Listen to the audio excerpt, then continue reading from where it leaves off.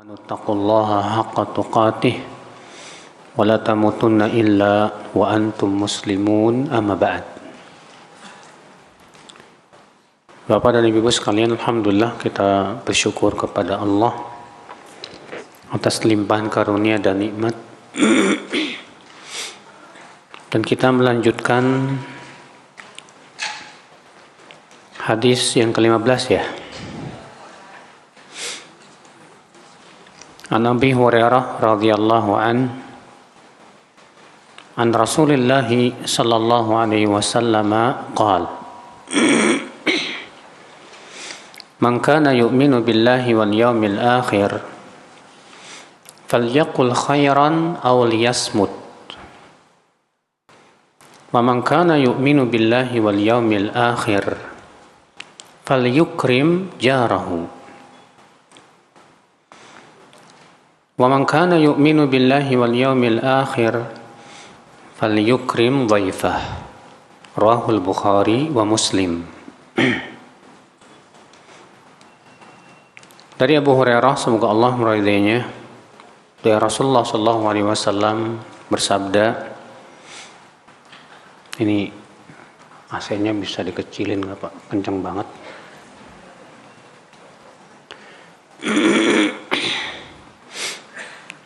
Rasulullah sallallahu alaihi wasallam bersabda, barang siapa yang beriman kepada Allah dan kehidupan akhirat, hendaklah ia mengucapkan kata-kata yang baik atau hendaklah ia diam.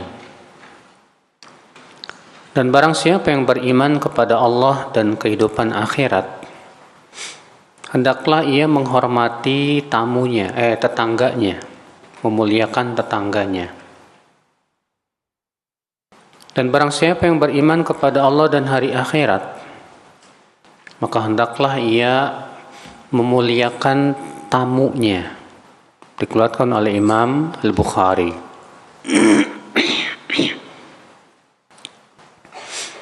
Di sini datang Bukhari dan Muslim ya. Di sini Bapak dan Ibu-ibu termasuk hadis yang Masya Allah yang mempunyai kedudukan yang agung ya. Kata Al-Hafidh Ibnu Hajar, hadza min jawami'il kalim li'anna al-qawla kullahu imma khairun wa imma syarrun. Ya. Ini merupakan jawami' kalim. Jawami' kalim itu artinya ucapan yang sedikit tapi maknanya sangat luas. Karena yang namanya ucapan itu tidak lepas dari dua. Kalau tidak ucapan yang baik, maka pasti ucapan yang buruk. Fadakhala fil khairi kullu matlubin min al-aqwali ya fardhaha wa nadbaha. Maka masuk di dalam kebaikan semua ucapan yang harus diucapkan. Itu berupa kebaikan. Fardhiha wa nadbiha, baik yang sifatnya wajib maupun yang sunnah. Iya. Ibnu Hajar Al-Haytami berkata, Al-hadzal hadits min al-qawaid al-amimah al-azimah. Hadis ini termasuk kaidah-kaidah yang bersifat umum dan besar.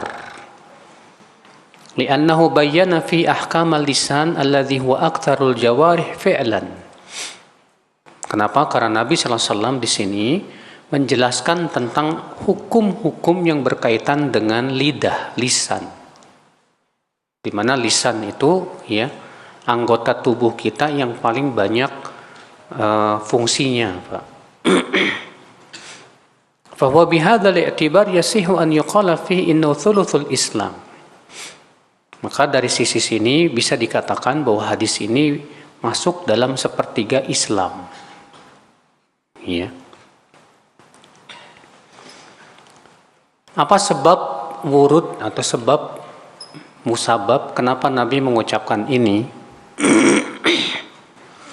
Ada sebabnya Bapak dan Ibu sekalian. Itu yang disebutkan oleh Muhammad bin Sallam ya.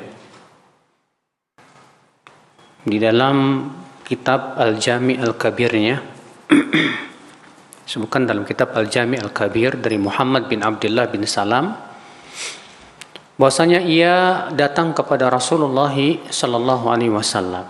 Lalu ia berkata, "Adzani jari." Hai Rasulullah, tetanggaku menyakitiku, hai Rasulullah. Kata Rasulullah, "Isbir," sabarlah. Kemudian ia datang lagi ke Rasulullah dan berkata, "Adzani jari." Tetanggaku menyakitiku, hai Rasulullah. Kata Rasulullah, "Isbir," sabarlah. Kemudian ia datang lagi kepada Rasulullah untuk ketiga kalinya dan mengucapkan kata yang sama, "Adzani jari." Tetanggaku menyakitiku, hai Rasulullah. Maka kata Rasulullah SAW, "I'mid ila mata'ik faqdhifhu fi sikkah."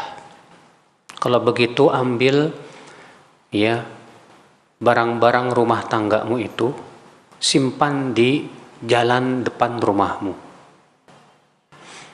Fa idza ata 'alaika atin, kalau ada orang yang lewat dan bertanya, "Kenapa ini?" Bilang ke dia, "Adzani jari." Ini tetanggaku, ya selalu menggangguku. Fatahiqu alaihi la'nah, maka saat itu pasti orang itu akan melaknat orang tersebut, sehingga berhak memang dia dilaknat. Bayangkan ya, orang yang mengganggu tetangga itu berhak dilaknat, Pak. Ya. Lalu Rasulullah bersabda, "Man kana yu'minu billahi wal yaumil akhir." Siapa yang beriman kepada Allah dan kehidupan akhirat, fal yukrim jarah, hendaklah ia menghormati tetangganya. Man kana yu'minu billahi wal yaumil akhir falyakul khairan. Dan siapa yang beriman kepada Allah dan kehidupan akhirat, hendaklah ia mengucapkan kata-kata yang baik. Aw liyasmut, atau hendaklah ia diam. Ya. Nah, ini sebab kenapa Nabi SAW mengucapkan ya hadis tersebut. Baik, kita akan syarah. Nabi bersabda, "Man kana yu'minu billahi wal yaumil akhir." Siapa yang beriman kepada Allah dan kehidupan apa? Akhirat. Ya. Di sini Nabi SAW mengabarkan, Pak, Ibu, bahwa perangai-perangai ini adalah perangai orang-orang yang beriman kepada Allah dan kehidupan akhirat. Adapun orang yang tidak beriman, maka biasanya mereka tidak peduli, Pak. Orang yang kurang keimanannya ya, yang beriman tapi kurang imannya, nggak peduli dengan lisannya. Dia mau ngomong apa kayak terserah. Dia mau ganggu tetangga kayak terserah. Ya, na'udzubillah. Maka Nabi mengatakan, "Man kana yu'minu billahi wal yaumil akhir." Siapa yang beriman kepada Allah dan kehidupan akhirat, falyakul khairan aw liyasmut, hendaklah ia mengucapkan kebaikan atau diam. Kata Imam An-Nawawi menjelaskan, maknahu annahu idza arada an yatakallam fa in kana ma yatakallamu bi khairan muhaqqaqan yusabu alaih wajiban aw manduban falyatakallam. Maknanya, siapapun yang ingin berbicara, hendaklah ia berpikir terlebih dahulu. Kalau ternyata yang mau dia bicarakan itu kebaikan dan dapat pahala dari ucapannya tersebut, baik itu sifatnya wajib maupun sunnah, maka saat itu silahkan dia berbicara. Iya. Wa illam yadhhar lahu annahu khairun yusabu alaih. Tapi kalau dia mau bicara nih dan belum tampak kepada dia kira-kira ini kebaikan atau bukan, dapat pahala apa enggak nih dari ucapannya, fal yumsik 'anil kalam, yang lebih baik dia tahan, jangan berbicara. Iya. Apalagi kalau ternyata ucapan kita ini mengandung keharaman, Pak, atau sesuatu yang sifatnya tidak disukai oleh Allah Subhanahu wa taala. Maka pada waktu itu kita segera jangan berbicara, diam saja sudah. Makanya fikih bicara ini Pak, kita harus faqih. Kita ini jangan sampai punya mulut nih, ya, nggak diikat. Punya mulut nih, punya lisan ini nyerocos saja. Nggak mikir dulu, ya, kira-kira ucapan kita ini bakalan dosa apa enggak. Karena lisan ini Bapak dan Ibu-ibu, anggota tubuh yang sangat berbahaya. Kata Rasulullah SAW ketika beliau ditanya, apa yang sering kali memasukkan seorang manusia ke neraka? Kata Rasulullah dua, lisannya dan kemaluannya. Iya. Dua ini yang sering kali memasukkan ya seseorang ke dalam api neraka. Oleh karena itulah ibu-ibu dan bapak sekalian, Rasulullah SAW menganjurkan di sini, hendaklah ia mengucapkan kebaikan atau dia diam saja sudah. Ada enggak Pak, Bu, orang yang menyesal karena diam? Rata-rata hampir tidak ada. Tapi orang yang menyesal karena bicara banyak banget Pak. Iya. Oleh karena itulah saudaraku sekalian, lebih baik kita selamatkan diri daripada kita berani berbicara. Karena dosa-dosa lisan itu ngeri ya. Rata-rata hampir, kalau kita perhatikan ya, rata-rata dosa lisan itu berat-berat Pak. Iya. Contohnya apa? Dosa lisan contohnya apa? Berdusta. Berdusta ini berat. Ya. Rasulullah bersabda, "Innal kadzib yahdi ilal fujur wa innal fujur yahdi ilal nar." Sesungguhnya dusta itu menyeret kepada kejahatan dan kejahatan itu menjerumuskan ke dalam api neraka. Mas, baru dimulai kok udah tidur, Mas. Jangan tidur.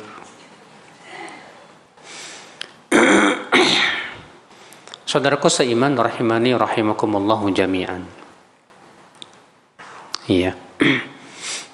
Lihat, orang berdusta. Apalagi dosa lisan, Pak. Ghibah. Apalagi ghibah itu asyik banget, Pak. Ngomongin orang tuh, wah, si anu itu tuh gini loh, oh gitu ya. Oh, apalagi ibu-ibu tuh ya, kalau udah ngumpul tuh. Ya, ngomongin si anu, ngomongin bahkan ustadznya pun diomongin, Pak. Nggak lepas itu, subhanallah. Ngeri, padahal bagaimana ghibah itu ternyata salah satu sebab pelakunya diadab dalam kuburnya. Apalagi dosa lisan, Pak. Menyakiti hati orang. Menyakiti hati seorang muslim termasuk dosa besar tidak, Pak? Dosa besar. Allah berfirman, "Man adzali waliyan faqad adzantu bil harb." Siapa yang menyakiti wali-waliku, aku umumkan perang sama dia. Ya akhi, ya. Dosa lisan apa lagi? Hah? Apa? Ngadu domba, namimah. Apalagi dosa lisan. Dosa lisan yang paling berat, berbicara tentang agama dengan tanpa ilmu. Banyak ini Pak di zaman sekarang. Orang kalau ngomong tentang agama seenaknya Pak. Orang ngomong tentang ya din ini hanya sebatas dengan akal dia saja sudah. Padahal subhanallah, berkata tanpa ilmu itu kan sumber berbagai macam apa? Kesesatan. Gara-gara berkata tanpa ilmu muncul kesyirikan, muncul kebid'ahan, muncul berbagai macam penyimpangan. Akibat apa? Berkata tanpa ilmu, saudaraku sekalian. Makanya Bapak, Ibu-ibu, ucapan para ulama ya yang menganjurkan kita itu untuk banyak-banyak menjaga lisan, banyak sekali, Pak. Ya. Ikhwatul Islam, saudaraku seiman. Berkata Dhunnun Al-Misri, ahsanun nasi li nafsihi amlakuhum li lisanihi. Orang yang paling baik untuk dirinya sendiri adalah yang paling bisa memegang lisannya, menahan lisannya. Ikhwatul Islam, saudaraku seiman. Berkata Luqman kepada anaknya, "Lau kana al-kalamu min fiddah, kana sukutu min dhahab." Kalaulah ucapan berbicara itu terbuat dari perak, maka diam itu adalah terbuat dari emas. Berkata Ibnu Mubarak, "Lau kana al-kalamu fi ta'atillah min fiddah, lakana sukutu an ma'siyatillah min dhahab." Kalaulah berbicara dalam ketaatan kepada Allah itu terbuat dari perak, maka diamnya kita dari maksiat itu terbuat dari emas. Iya. Sebagian orang berkata al-lisanu kalbun akur in khulya anhu aqar. Lidah itu bagaikan anjing gila. Kalau dibiarkan dia bakalan gigit, Pak. Ya. Sampai begitu ya. Lidah itu seperti apa? Kalbun akur, anjing gila. Kalau dibiarkan itu dia akan apa? Menggigit orang. Subhanallah, ikhwata Islam, sadaku seiman. Sebagian ulama mengatakan man sakata fasalim kaman qala fa ghanim. Siapa yang diam ia akan selamat, sebagaimana orang yang mengucapkan kebaikan ia dapat pahala. Iya. Banyak lagi ucapan para ulama yang lainnya, Pak, yang menunjukkan tentang pentingnya kita apa? Menjaga apa? Lisan. Ya. Walaupun Pak tidak selamanya diam itu baik. Terkadang diam itu buruk. Kapan diam itu buruk? Kalau kita melihat kemungkaran dan kita mampu mengingkarinya, lalu kita diam. Padahal kita mampu loh. Mampu kita mengingkarinya. Kata kita punya kemampuan, kekuasaan dan yang lainnya, tapi kita diam 1000 bahasa. Maka orang seperti ini kata para ulama apa Pak? Syaitanun akhras. Ini setan bisu ini. Iya. Nas'alullah as-salamata wal afiyah. Kita mohon kepada Allah keselamatan. Maka kata Rasulullah, man kana yu'minu billahi wal yaumil akhir falyaqul khairan aw liyasmut. Siapa yang beriman kepada Allah dan kehidupan akhirat, hendaklah ia mengucapkan kata-kata yang baik atau diam. Baik dari sisi apa, Pak? Dari sisi semuanya. Baik dalam maknanya. Baik dalam rangkaiannya. Terkadang ada orang mengucapkan kata-katanya baik, bagus Pak, tapi caranya nggak bagus.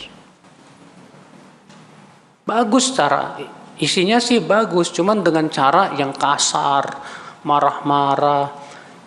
Maka kalaupun kata-kata itu baik Pak, tapi kalau caranya nggak baik, orang pun juga gimana gitu.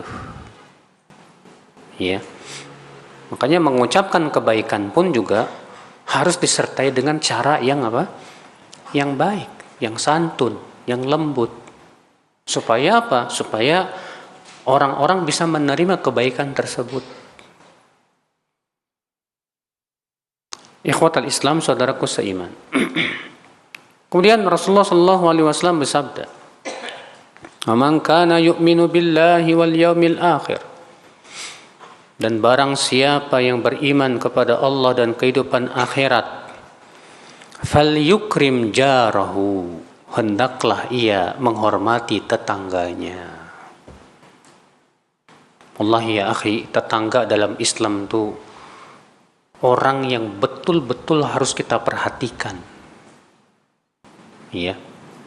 Rasulullah SAW sabda, "Ma zala Jibril yusini bil jar hatta dhanantu annahu sayuwarithuhu." Senantiasa Jibril berwasiat kepadaku untuk berbuat baik kepada tetangga, sampai-sampai aku mengira bahwa tetangga itu akan mewarisi tetangganya. Sampai begitu, Masya Allah. Iya. Bahkan Rasul sampai bersumpah, wallahi la yu'min, demi Allah tidak beriman, demi Allah tidak beriman, demi Allah tidak beriman. Siapa ya Rasulullah? Kata Rasulullah, man la ya'manu jaruhu bawa'iqahu, yaitu yang tetangganya merasa tidak aman dari gangguannya. Rasulullah mengatakan ini orang belum beriman. Maksudnya keimanan yang sempurna, ya. Bukan artinya dia kafir, bukan.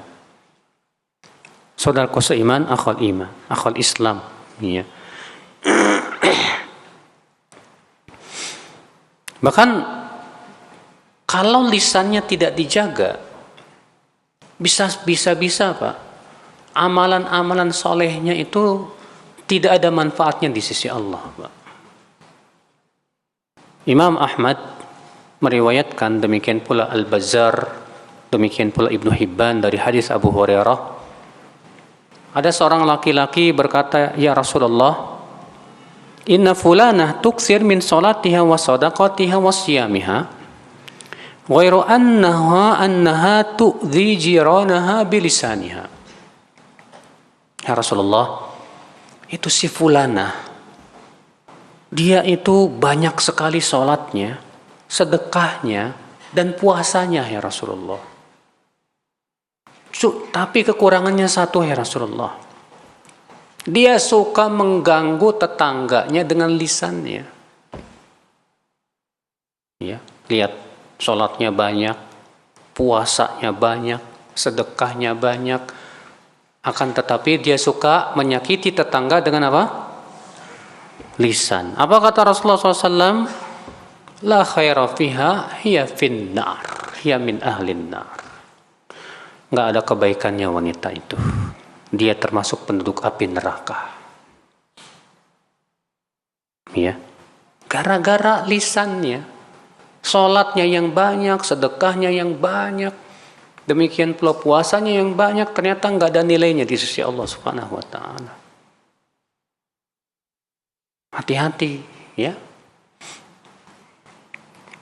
Maka dari itulah Bapak, berapa banyak orang yang dimasukkan ke dalam api neraka gara-gara lisannya, Pak. Mengucapkan kata-kata yang dia anggap remeh, gara-gara ucapan yang remeh itu ia masuk ke dalam api neraka selama 70 musim. Sebutkan dalam hadis, innal abda la yatakallam bi kalimatin min sakhatillah la yulqi biha balan. Seorang hamba ada yang mengucapkan kata-kata yang dimurkai oleh Allah dan dia remehkan, dia nggak peduli. Yahwi bi fi nari jahannam 70 kharifan. Gara-gara ucapan itu ia masuk ke dalam neraka jahanam 70 tahun lamanya. Allahu Akbar. Mengerikan saudaraku. Kadang kita mengucapkan kata-kata yang kita anggap remeh, Pak, dalam rangka bicara, bercanda. Seringkali seperti itu, ya. Karena kita sedang bercanda, kita anggap itu remeh aja. Ya, apa yo bahasa Arabnya ngebalikin nasi. Apa tuh? Malikin nasi. Ketawa. Dianggap itu remeh, Pak. Padahal itu termasuk mengolok-olok apa? Kitabullah. Jangan sampai gara-gara bercandanya ini dia masuk ke dalam api neraka. La ilaha illallah. Ya akhal Islam, saudaraku seiman. Makanya mengerikan, ya. Kalau misalnya seseorang mengucapkan kata-kata yang menyakiti tetangganya, Pak. Gara-gara dia menyakiti tetangga, lupanya ibadah yang banyak itu dibatalin sama Allah. Runtuh. Ini kan mengerikan, saudaraku sekalian. Oleh karena itulah, ibu-ibu dan bapak sekalian ingat, tetangga kita walaupun kafir, dia adalah tetangga yang harus kita hormati. Kata para ulama, tetangga itu ada 3. Yang pertama, ini yang paling tinggi. Siapa? Yaitu tetangga kita yang merupakan kerabat kita. Dia Muslim. Maka dia punya 3 hak. Yang pertama, hak kekerabatan. Yang kedua, hak sesama Muslim. Dan yang ketiga, hak ketetanggaan. Ya. Kalau itu tetangga kita, misalnya kakak kita, atau adik kita, atau paman kita. Cuma masalahnya, Pak, seringkali kalau kita itu bertetangga sama kerabat, seringnya berantem, Pak. Sampai ada kata-kata yang sering kita dengar, kalau sama saudara itu deket-deketan katanya bau tai. Tapi kalau jauh-jauhan wangi. Dan secara kenyataan memang kita lihat. Sampai Umar bin Khattab yang mengatakan hendaklah kerabat-kerabat berjauhan saja, kata Umar. Rumahnya berjauhan. Biar apa? Biar hubungan mereka baik, bagus. Adapun kalau tetangga-tetanggaan, adik, tetangga sama kakak, aduh terkadang sering kali Pak berantem kayak kucing sama garong, sama anjing. Iya. Saling dengki dan yang lainnya. Yang kedua, tetangga kita yang Muslim, tapi bukan kerabat. Maka dia punya 2 hak yang harus dipenuhi. Yang pertama, hak sesama Muslim. Dan yang kedua, hak tetangga. Ya. Yang ketiga, tetangga kita yang kafir, non-Muslim. Maka dia punya 1 hak. Apa itu? Hak ketetanggaan. Apa sih hak tetangga itu, Pak? Yang pertama, hak tetangga tidak boleh diganggu dengan apapun juga, Pak. Terkadang Bapak ya, nyetel ceramah kenceng-kenceng dengan tujuan supaya tetangga denger. Biar dengar nih tetangga saya yang kafir nih, mudah-mudahan masuk Islam. Disetelnya ceramah kencang-kencang, aduh, malah ngeganggu. Belum tentu tetangga mau dengar. Bisa jadi dia punya anak yang butuh istirahat, atau dia kurang istirahat, atau dia sedang sakit, atau yang lainnya. Walaupun dengan ceramah tetap tidak boleh, Pak. Walaupun dengan bacaan Quran tetap nggak boleh. Abu Daud meriwayatkan dalam sunannya bahwa Rasulullah SAW masuk ke dalam masjid. Didapati para sahabat masing-masing sedang sholat. Dan masing-masing mereka mengeraskan bacaannya, Pak. Sehingga mengganggu yang lainnya. Apa kata Rasulullah SAW? Ala inna kullakum munajin rabbah fala yajhar ba'dukum ala ba'din biqira'atih. Ketahuilah, setiap kalian ini sedang bermunajat kepada Allah. Maka janganlah sebagian kalian mengeraskan bacaannya mengganggu temannya. Sampai bacaan Quran pun tetap tidak boleh kalau itu mengganggu. Tapi kenyataannya Pak, kalau di masyarakat kita justru yang paling suka ganggu itu masjid. Kenapa Pak? Di setelnya murotal kencong-kencong sebelum subuh biasanya Pak, sebelum Jumatan biasanya Pak. Kita yang sholat di rumah sampai bacaan kita rusak terus Pak, nggak bisa fokus gara-gara apa? Masjid tetangga kita ini, la ilaha illallah. Kalau kita nasihatin, kita ingkari, malah dia yang paling marah Pak. Kamu tidak suka ya Al-Quran ya? Ya, dasar Wahabi kamu.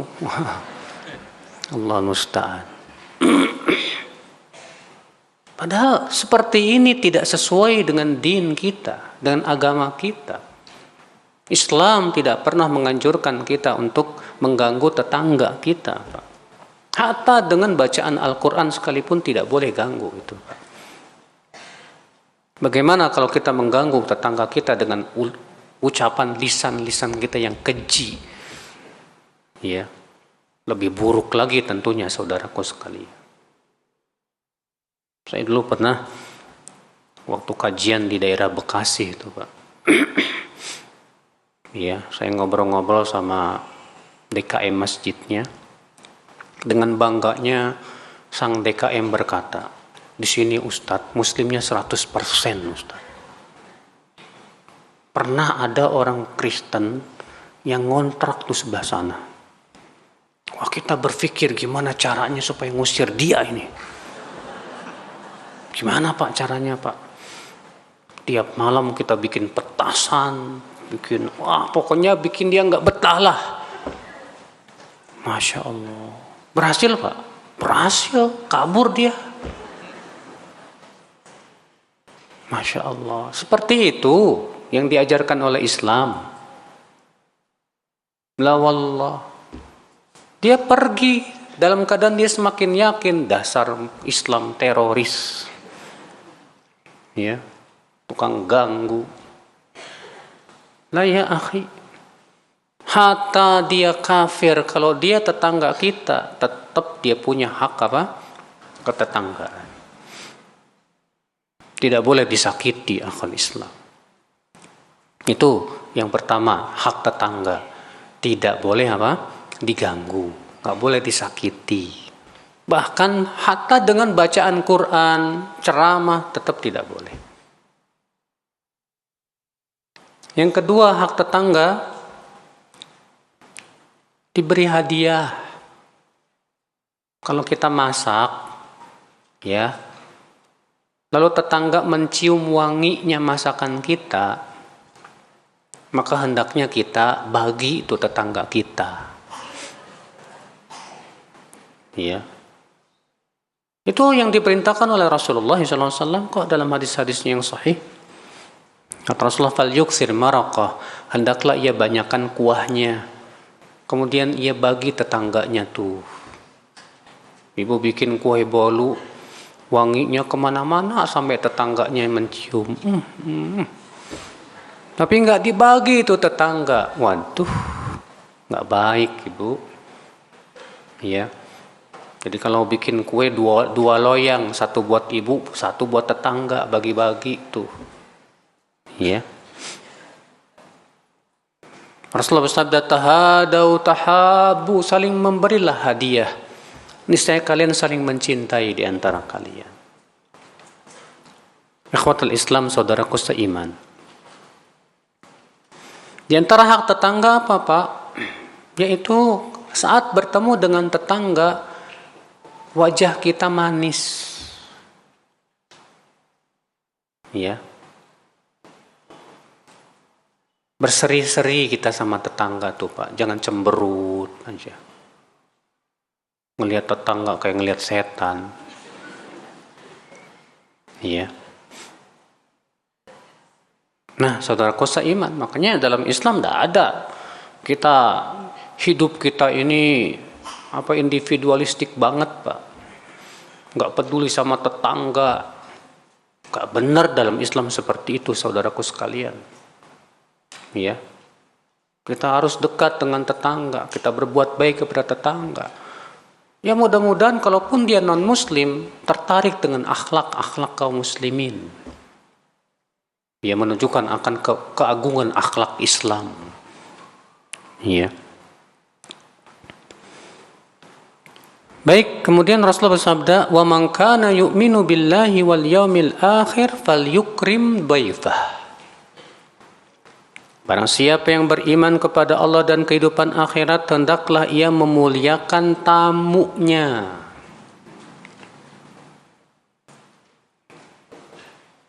Tamu, Pak, yang datang, hormati dia, muliakan dia. Rasulullah bersabda, "Ad-dhiyafatu thalathatu ayyam." Menjamu tamu wajib itu selama 3 hari. Ya, lebih dari itu tidak wajib lagi. Bagaimana cara menghormati tamu, Pak, Ibu? Berikan hak tamu. Apa hak tamu? Yaitu dijamu. Hak tamu itu apa? Dijamu. Sesuai dengan kemampuan yang ada pada kita. Ya. Makanya ketika 2 malaikat datang kepada Nabi Ibrahim alaihissalatu wassalam. Dan Nabi Ibrahim nggak tahu kalau itu malaikat. Datanglah malaikat itu kepada Nabi Ibrahim bertamu. Dipersilahkan oleh Nabi Ibrahim. Lalu Nabi Ibrahim langsung menyembelih seekor sapi. Dimasaknya. Kemudian setelah itu dihidangkannya kepada para tetamu tersebut. Ya. Tapi ketika Nabi Ibrahim melihat kok tangannya nggak nyampe, di situ Nabi Ibrahim ketakutan. Ini manusia apa bukan? Ya. Maka malaikat pun memberitahu bahwa kami adalah para malaikat. Kami bukan manusia. Kami diutus oleh Allah Subhanahu wa taala. Iya. Melihat akal Islam, saudara. Makanya kata para ulama, kalau tamu tidak diberikan haknya, dia boleh minta. Kalau misalnya ibu bertamu ke rumah teman, tapi kau nggak disediain makanan wala minuman, kering amat ini. Boleh nggak kita minta? Kata para ulama, boleh. Mas, maaf, saya minta minum, boleh nggak? Ya. Karena itu hak tamu, kata para ulama. Karena itu hak tamu, maka kalau dia tidak diberikan hak, boleh dia minta. Makanya dalam kisah Nabi Musa dengan Khidir, ya, yang disebutkan di situ dalam surat Al-Kahfi, ketika mereka mendatangi suatu kaum dan ternyata Nabi Musa dan Khidir minta jamuan karena itu hak tetamu. Ternyata mereka tidak mau memberikan hak tamunya. Demikian pula Abu Sa'id Al-Khudri dengan beberapa sahabat ketika datang ke suatu kaum, sebuah kabilah. Kemudian beliau bertamu di situ. Namun sayang mereka tidak diberikan hak tetamu. Kemudian qadarullah kepala kampung tersebut tersengat kala jengking. Kemudian diruqyah oleh Abu Sa'id dengan syarat diberikan upah. Yang kemudian diberikan upah sekelompok kambing. Ikhwata Islam, saudaraku seiman. Nah ini saudaraku, ya. Namun tentunya Pak, kita yang mau bertamu pun juga hendaknya memahami adab-adabnya. Kalau kita mau bertamu, adabnya kita harus tahu waktu. Jangan sampai bertamu datang jam 12 malam. Mengganggu. Ya. Demikian pula kita bertamu akhwal Islam, saudaraku seiman, apalagi di zaman sekarang, ya. Kalau bisa ada pemberitahuan dulu kepada sahibul bait, ya, supaya sahibul bait tahu akan kedatangan apa? Tamu misalnya. Ya. Maka kemudian sahibul bait menerima tetamu itu dengan wajah yang berseri-seri, bukan dengan wajah yang cemberut. Kemudian dia berusaha untuk memberikan jamuan sesuai dengan kemampuan masing-masing. Nah, ini saudaraku sekalian. Baik ibu-ibu dan bapak sekalian, dari hadis ini kita ambil faidah. Faidah yang pertama, wajibnya menghormati tetangga. Wajibnya menghormati apa? Tetangga. Faedah yang kedua, wajibnya memuliakan tetamu. Faedah yang ketiga, peringatan tentang bahaya lisan. Bahwa lisan ini anggota tubuh yang sangat berbahaya sekali. Maka kita waspada. Di sini menunjukkan anjuran untuk memiliki akhlak yang mulia. Akhlak yang mulia. Baik, kita lanjutkan hadis berikutnya. Hadis yang ke-16. An Abi Hurairah radhiyallahu anhu anna rajulan qala lin Nabi sallallahu alaihi wasallam awsini qala la taghdab faraddada miraran qala la taghdab rawahul Bukhari. Dari Abu Hurairah, semoga Allah meridainya, bahwasanya ada seorang laki-laki berkata kepada Nabi sallallahu alaihi wasallam, "Berikan aku wasiat." Maka Rasulullah bersabda, "Jangan marah." Lalu ia mengulang-ulang, "Berikan aku wasiat." Rasulullah tetap saja mengulang, "Jangan marah. Jangan marah." Hadis ini dikeluarkan Imam Bukhari. Subhanallah, Bapak dan Ibu sekalian, orang ini minta wasiat kepada Rasulullah SAW, ternyata jawabannya cuma satu.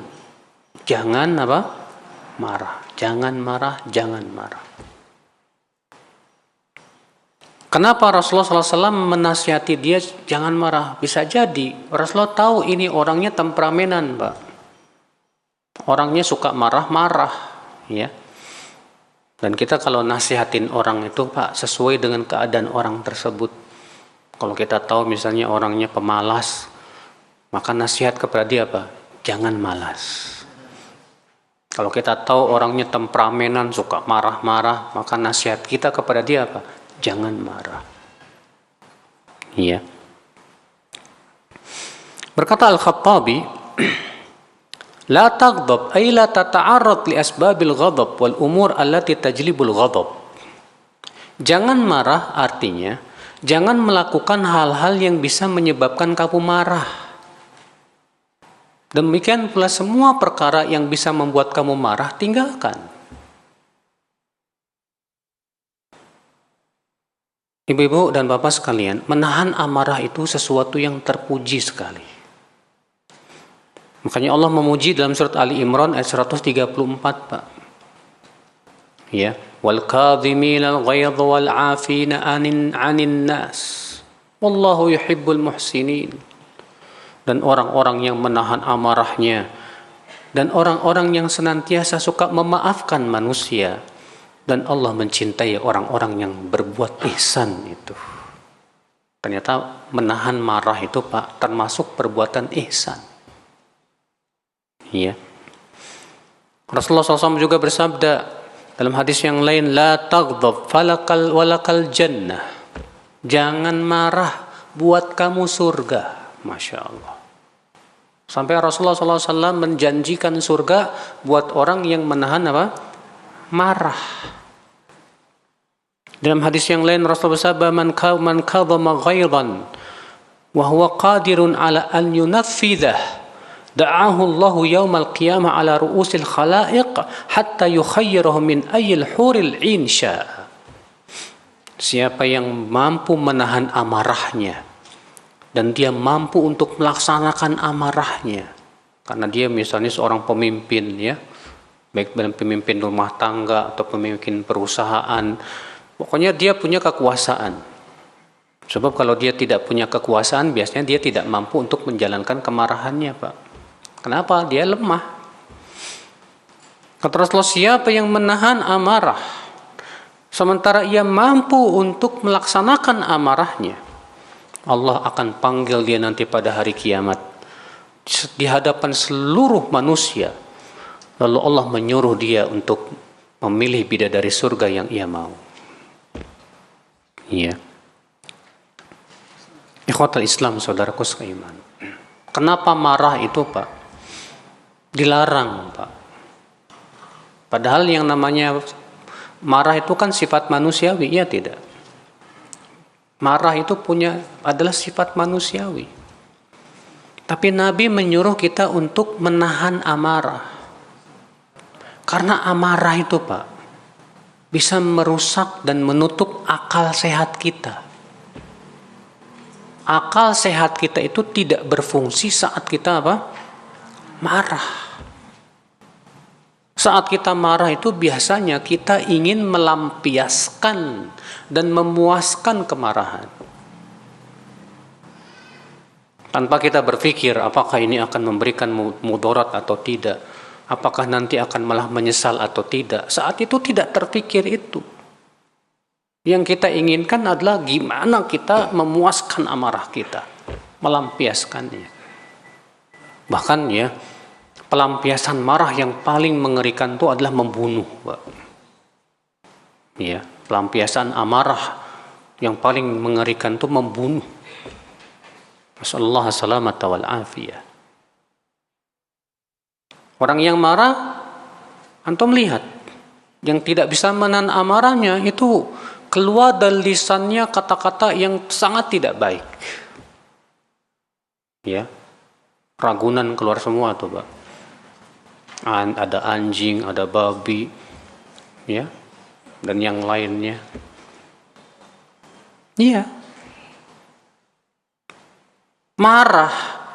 Apakah dengan marah itu memberikan solusi, Pak, dalam hidup? Tidak ada manfaatnya marah. Kalau ibu marahin anak, apakah dengan memarahi anak itu akan memberikan maslahat? Tidak. Bahkan mudarat banyak terhadap anak ketika kita memarahi anak. Ketika suami marah-marah sama istri, apakah itu akan memberikan solusi? Yang ada perang. Ya, berantem. Karena si istri juga nggak mau dong dimarah-marahin. Makanya si istri terbawa emosi. Ya.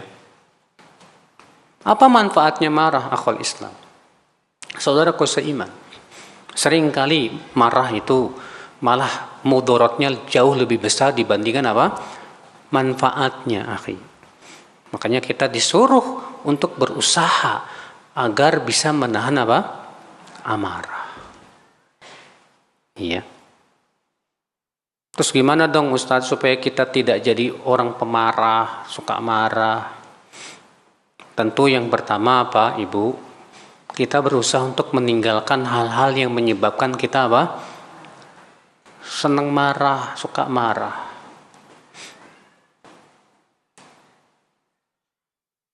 Apa yang membuat kita marah? Banyak ya. Yang pertama, kata-kata yang kasar. Kata-kata kasar itu bisa menimbulkan kemarahan dan emosi, Pak. Yang kedua, perut yang lapar. Kalau kita lagi lapar, biasanya mudah nggak marah, Pak. Makanya lihat, kalau di bulan Ramadan lagi puasa, banyak yang marah-marah tuh, Pak. Kenapa? Karena memang perutnya lapar. Makanya kata Rasulullah SAW memberikan anjuran kepada orang yang sedang berpuasa. Apa kata Rasulullah? Apabila ada orang yang memeranginya, mengajaknya berantem, katakan kepada dia, ini shaim, Ini shaim, aku sedang puasa. Maaf, aku sedang puasa.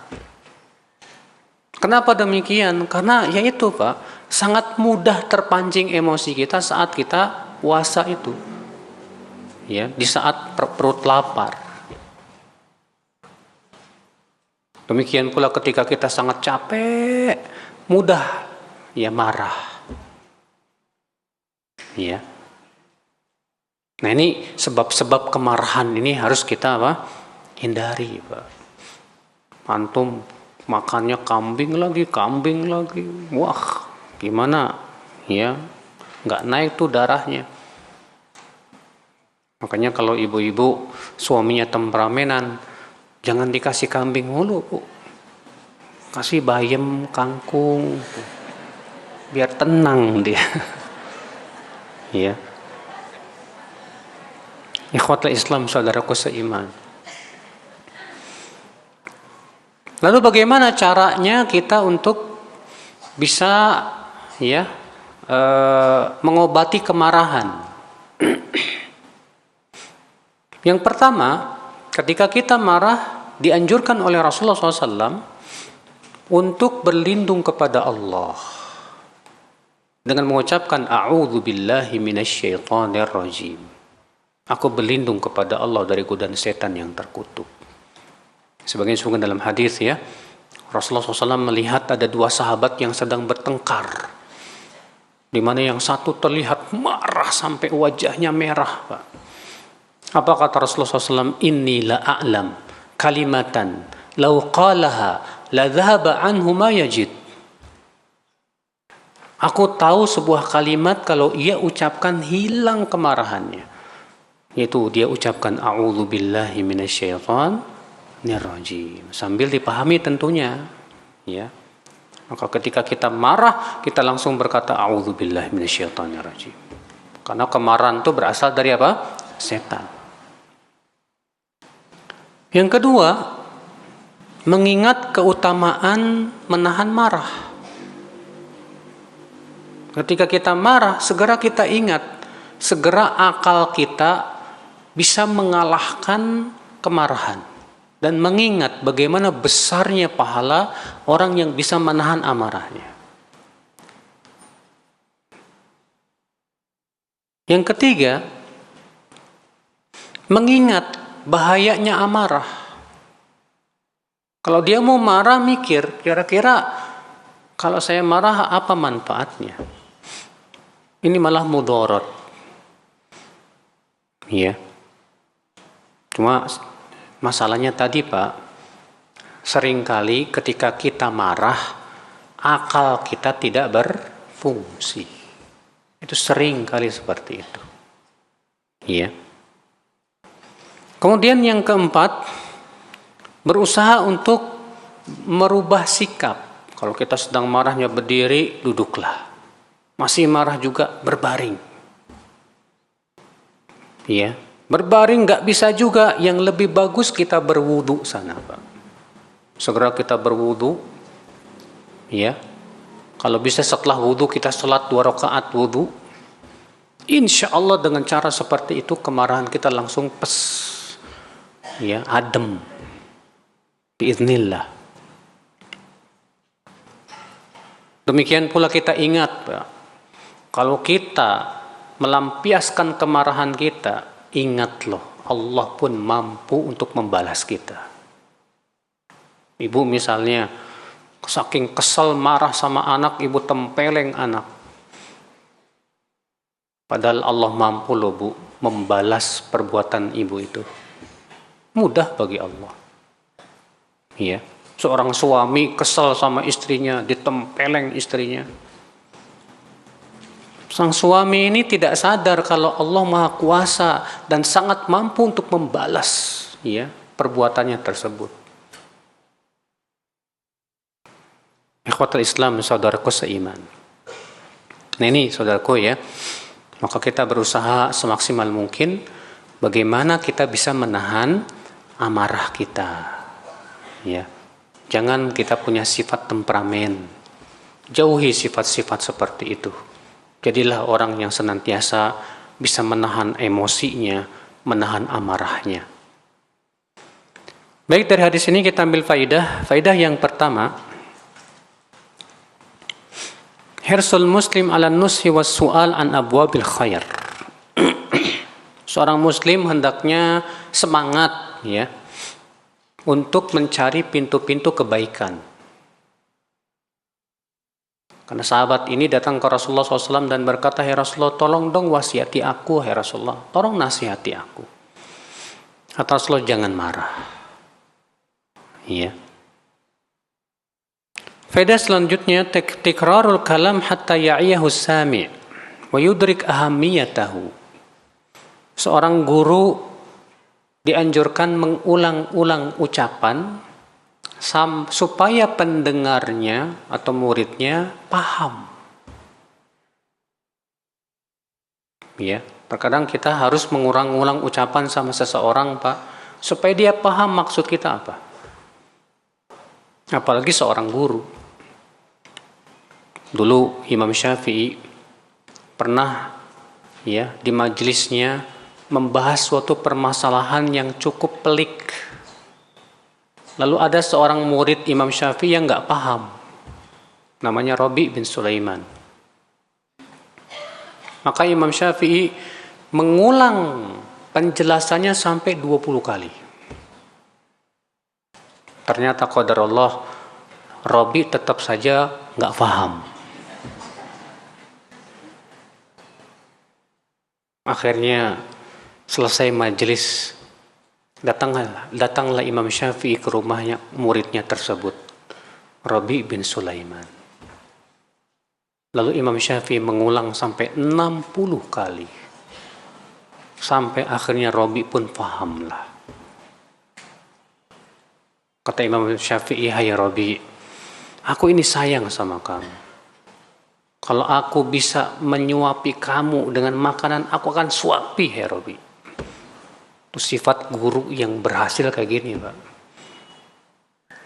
Ya, nggak kayak sebagian guru yang penting ngajar, dah selesai. Murid paham, nggak paham, bodo amat, salah ente.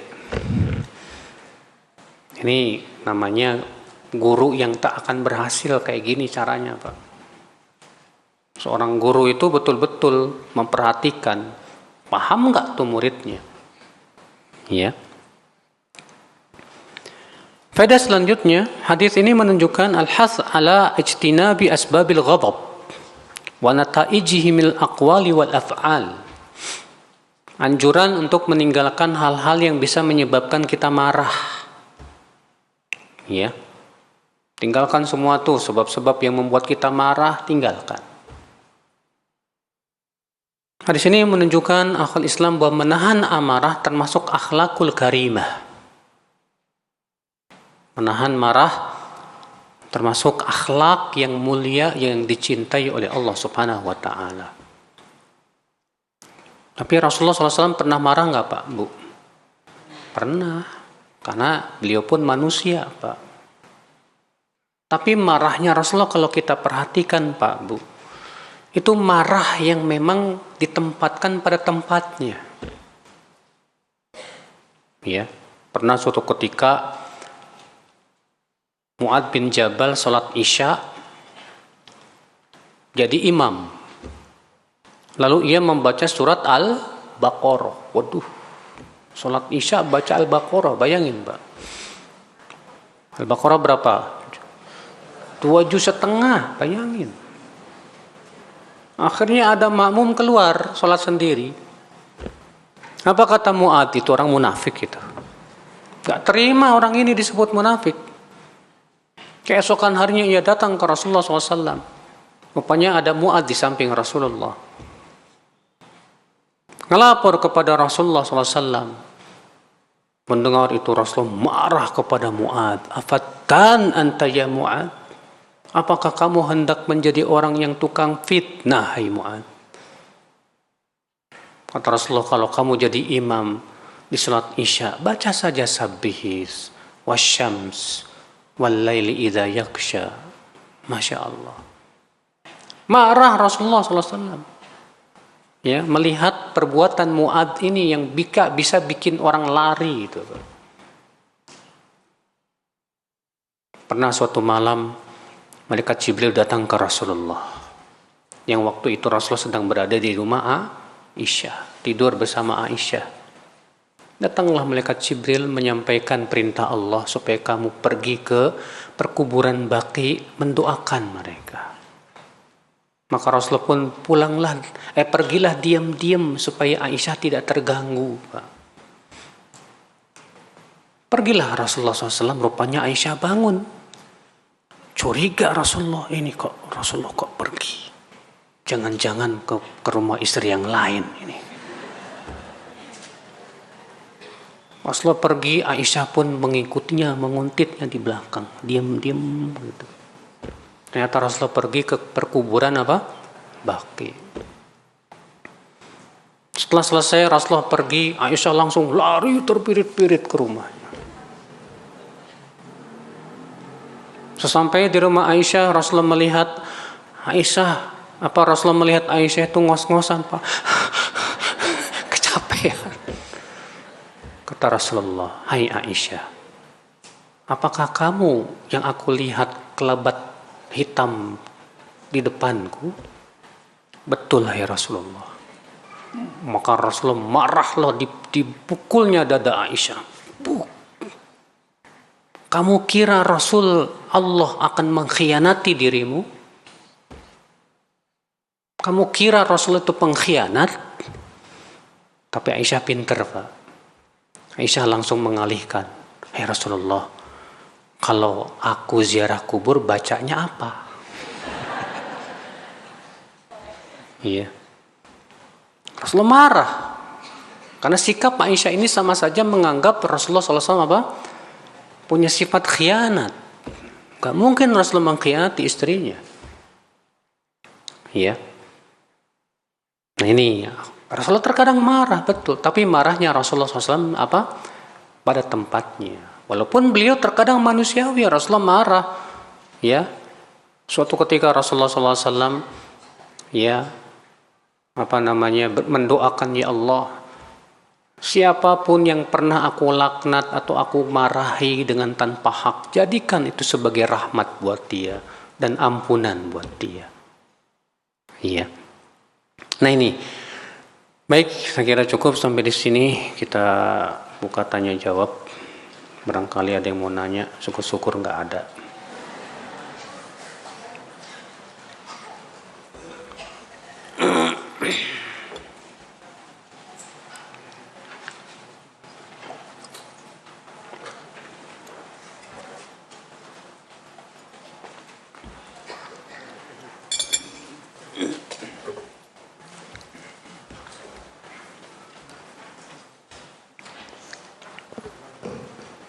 Assalamualaikum warahmatullahi wabarakatuh. Waalaikumsalam warahmatullahi wabarakatuh. Umroh Ramadan bareng istri atau umroh hari biasa bareng istri dan ajak ibu? Kalau umroh bertiga belum cukup di bulan Ramadan. Alhamdulillah saya tahun lalu sudah berangkat umroh sama istri. Ingin sekali berangkatin umroh ibu. Mohon nasihatnya Ustadz. Karena saya dan istri ingin umroh di bulan Ramadan juga. Coba bicarakan sama istri baik-baik. Ya. Bilang ke dia, "Ibu belum pernah umroh di bulan Ramadan. Gimana karena kan uangnya nggak cukup. Gimana nanti Ramadan saya sama ibu aja." Ngomong baik-baik sama dia. Ya. Kalau baik-baik, mudah-mudahan istri pun bisa terima, Pak.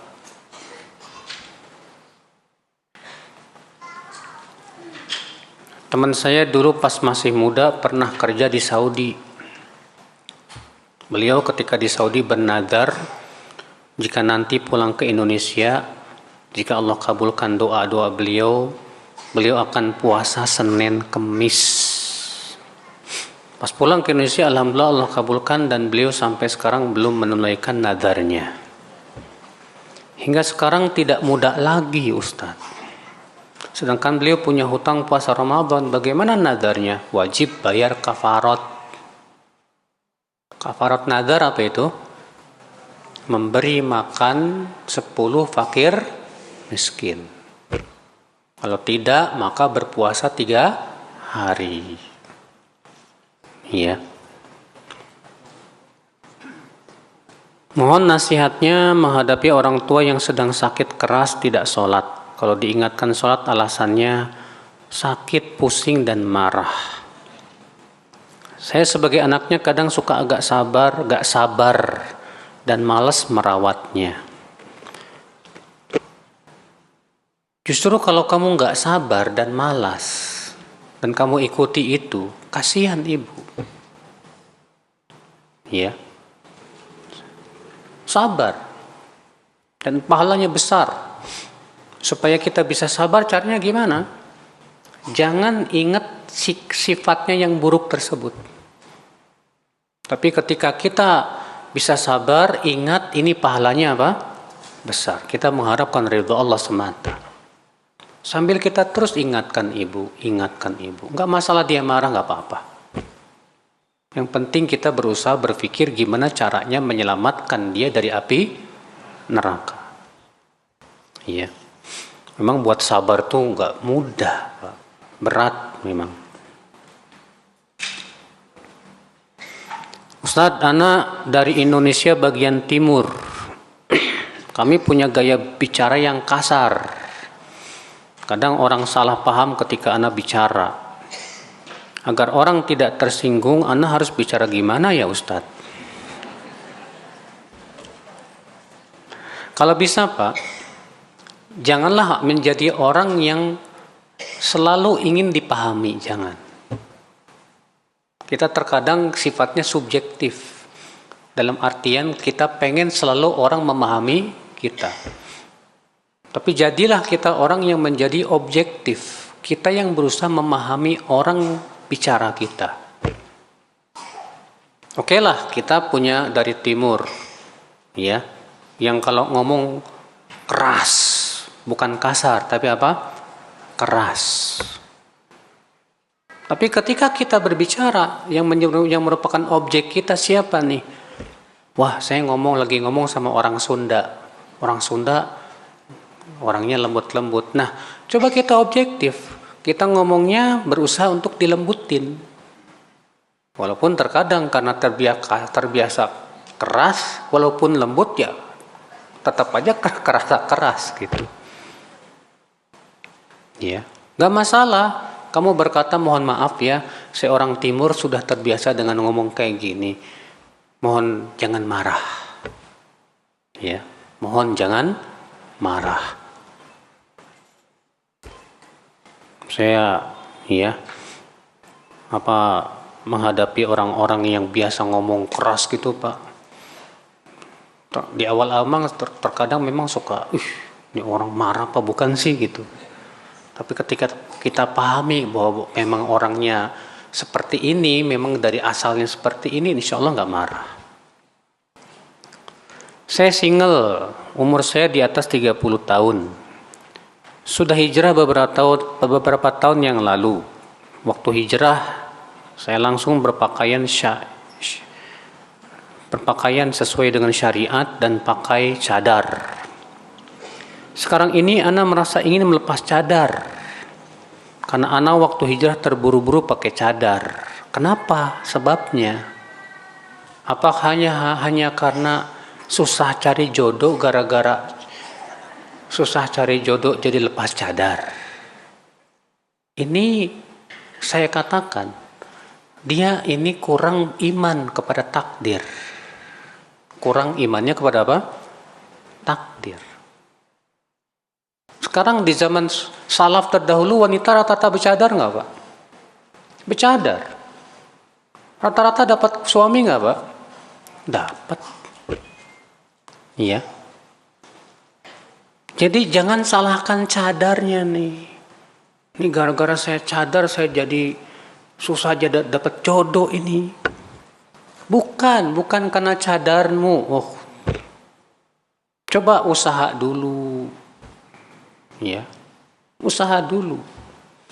Adapun kamu salahkan cadar, ini sebuah sikap yang sangat tidak bijak, yang tidak paham tentang hakikat syariat. Ya. Bukan karena cadar. Tapi mungkin kita belum usaha. Usahalah dulu, ya. Caranya gimana dong? Coba hubungi channel-channel. Ya. Ada beberapa ustadz yang mereka juga buka channel Biro Jodoh, ya, kayak Ustadz Rumaiso atau Ustadz Abduh, ya. Demikian pula ada Ustadz Khalid Baslama kayaknya juga buka juga, ya.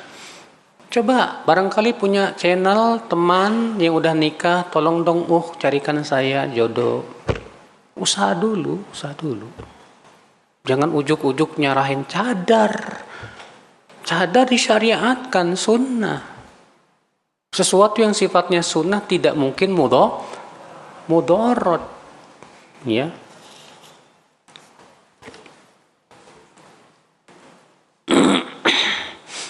Misal sudah masuk waktu sholat dan ketika mau sholat ternyata haid. Apa kita harus mengqadha sholatnya setelah selesai haid? Khilaf para ulama. Namun yang lebih hati-hati adalah pendapat yang mengatakan ya diqadha. Ya. Karena masalahnya sudah masuk waktu dan dia undur sholatnya, tiba-tiba apa? Haid sebelum melakukan sholat. Adapun pas masuk waktu, pas mau sholat, haid. Maka yang seperti ini wallahu a'lam tidak perlu diqadha. Misal yang tertinggal sholat isya sedangkan bersih haidnya di waktu asar. Bagaimana tata cara mengqadha sholatnya? Ya kalau sholat isya nggak diqadha. Ya. Artinya maksudnya mulai haidnya sholat isya maksudnya gitu ya. Mulai haidnya pas isya. Kalau memang misalnya dia sengaja mengundur, nanti deh saya mau sholatnya jam 8 aja. Pas mau sholat haid qadarullah. Maka yang seperti ini tetap harus diqadha. Dan itu merupakan fatwa Lajnah Dainah, ya.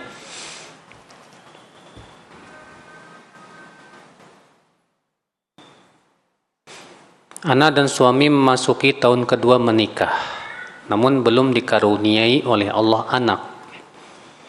Jika kami, ya, Allah cukupkan umur kami, siapa nanti akan mendoakan kami kelak, Ustadz? Ini yang selalu ana pikirkan, Ustadz. Mohon nasihatnya. Bu, Pak, kalau memang qadarullah nggak dikasih anak, masih banyak amalan-amalan soleh yang sifatnya jariyah. Ya. Ini baru 2 tahun. Belum dikasih anak, sudah berprasangka nggak bakalan punya anak. Aneh. Ada loh 18 tahun baru punya anak loh, Mas. Saya ingat ya, itu kejadian tahun 2005 apa 2006 lupa. Waktu itu saya habis khutbah Jumat, waktu itu Al-Barakah masih kecil lah ya. Habis khutbah Jumat selesai, tiba-tiba ada orang, Ustadz, saya bisa bicara nggak? Silakan Pak. Dia bilang, saya sudah 18 tahun menikah belum punya anak. Kemarin saya sudah berusaha ke sana kemari. Terakhir kemarin saya berobat sama dokter, tapi dia non muslim. Terus dokter itu bilang gini, sebetulnya dalam agamamu itu ada obatnya. Coba deh kamu ustadz yang paham deh. Terus dia bilang, ya barangkali ustadz paham. Waduh. Iya, barangkali Ustadz paham obatnya. Akhirnya saya bilang, Pak, Bapak punya duit berapa? Emang buat apa? Ini saya mau belikan buat Bapak obat herbal, Pak. Waktu itu memang lagi terkenal, Pak, tuh campuran apa? Habas sauda, madu, sama minyak zaitun kan? Apa namanya itu? Nih bapak beli, satu buat bapak, satu buat istri bapak. Oh gitu, makasih ya Pak Ustaz, makasih. Pulang dia dengan senang hati Pak. Setahun kemudian dia datang. Alhamdulillah udah punya anak Ustaz. Alhamdulillah. Artinya usaha dulu. Ini baru 2 tahun belum punya anak udah. Wah kayaknya nanti tak dulu, sabar dulu, usaha dulu mas. Ya. Kalau memang qadarullah sudah 50 tahun menikah nggak punya anak, atau menurut dokter nggak bakalan punya anak karena dua-duanya mandul misalnya, ya kita bisa cari amalan soleh yang pahalanya terus mengalir walaupun kita sudah meninggal dunia. Dengan cara apa? Di antaranya itu pembangunan masjid, ya. Di antaranya apa? Mewakafkan sumur supaya airnya bisa bermanfaat. Setelah kita meninggal itu pahalanya ngalir terus, alhamdulillah. Ya. Bagaimana cara menghapus dosa kita kepada orang yang sudah kita zolimi, tapi orang ini sudah meninggal, Ustaz, dan belum sempat minta maaf kepada orang tersebut? Doakan dia terus supaya orang tersebut dimaafkan oleh Allah Subhanahu wa taala. Ya.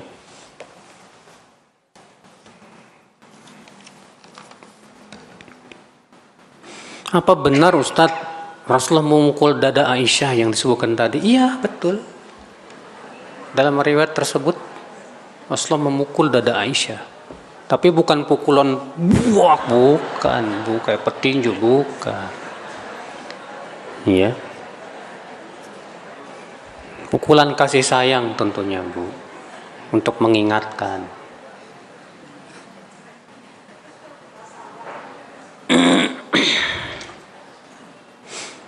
Boleh nggak sih Ustadz pakai kawat gigi untuk merapihkan? Setahu ana boleh ya.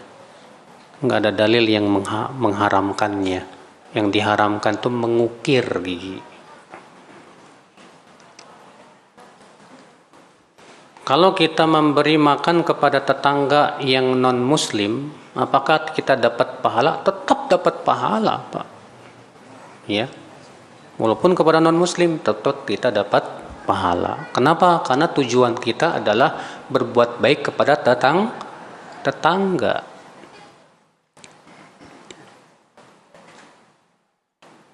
Apakah wanita haid boleh duduk di dalam masjid untuk menuntut ilmu? Yang lebih baik wanita haid itu duduknya di terasnya, bukan di dalam masjid. Madhab yang 4 melarang wanita haid untuk duduk-duduk di mana? Di masjid. Ya, sebutkan dalam hadis Rasulullah SAW menyuruh wanita yang haid yang sedang iktikaf untuk keluar dan iktikaf di teras masjid. Sehingga sebagian ulama beristimbat dari hadis itu menunjukkan bahwa teras masjid lebih ringan hukumnya dibandingkan di dalam masjid. Kalau kita sedang baca Quran terus kentut, apakah kita lanjut atau berhenti ya Ustadz? Kata Imam Nawawi, adabnya kalau kita mau kentut, kita berhenti dulu, jangan baca Quran. Kentut dulu, baru setelah itu kita lanjutkan. Dan yang lebih bagus lagi gimana Pak? Setelah kentut kita wudu. Karena sangat dianjurkan membaca. Ya. Apa hukumnya datang ke acara reunian yang tujuannya hanya untuk silaturahim, agar nggak dikatain sombong? Ini kata-kata ini Pak, agar nggak dikatain sombong, nih kata-kata yang tidak baik Pak.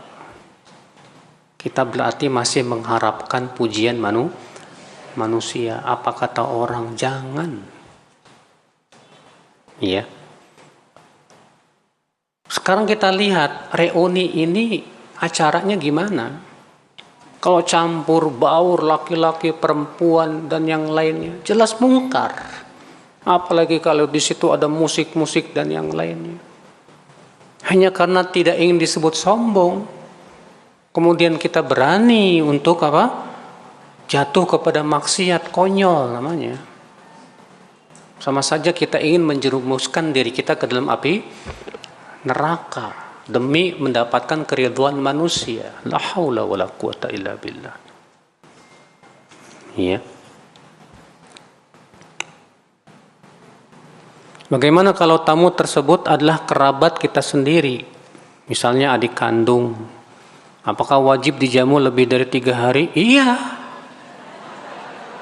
Kalau memang dia jauh, rumahnya jauh, datang jauh-jauh, pengen silaturahim dengan kakaknya misalnya.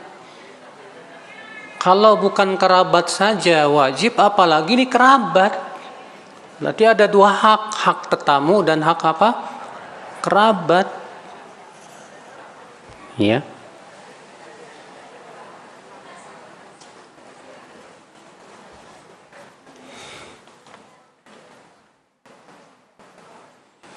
Apa doa setelah salat duha?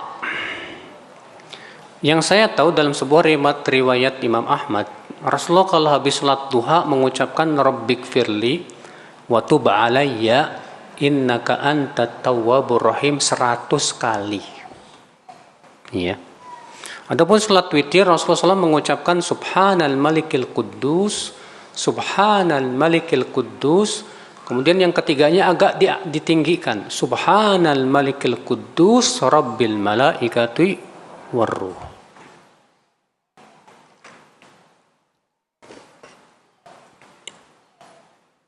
Kalau berobat dengan cara meditasi, amal zikir 350. Membaca subhanallah wa bihamdih, itu gimana? Ini kata-kata 350-nya dari mana? Ini dalilnya. Terus berobat dengan cara meditasi seperti ini, mana asal muasalnya? Kalau itu sifatnya ruqyah, ruqyah kan bisa dari Al-Quran, dari hadis Nabi SAW. Ya. Kalau berobat dengan hal-hal yang sesuai dengan apa? Syariat. Adapun membuat ritual-ritual dan amalan yang tidak pernah dilakukan oleh Rasulullah, tidak pula para sahabat, tidak pula para tabi'in, tidak pula para ulama, itu malah kita jatuh kepada perbuatan bid'ah namanya. Iya.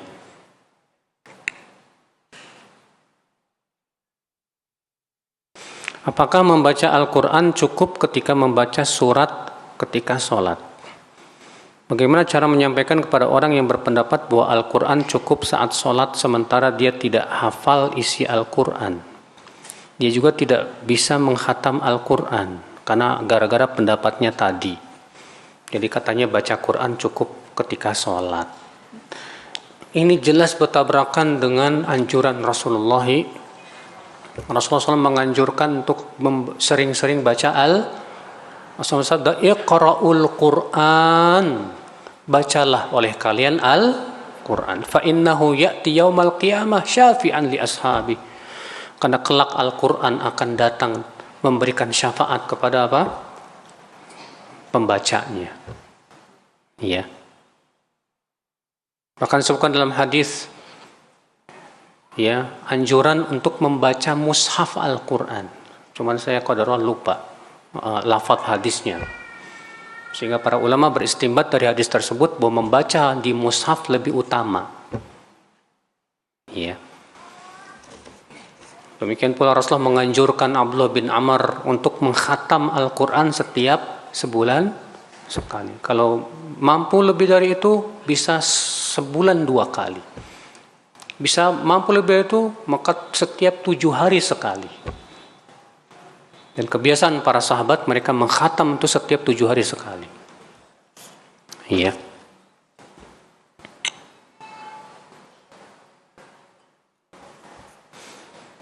Baik, saya kira cukup sampai di sini. Subhanakallah bihamdika asyhadu an la ilaha illa anta astaghfiruka wa atubu ilaik. Assalamualaikum warahmatullahi wabarakatuh.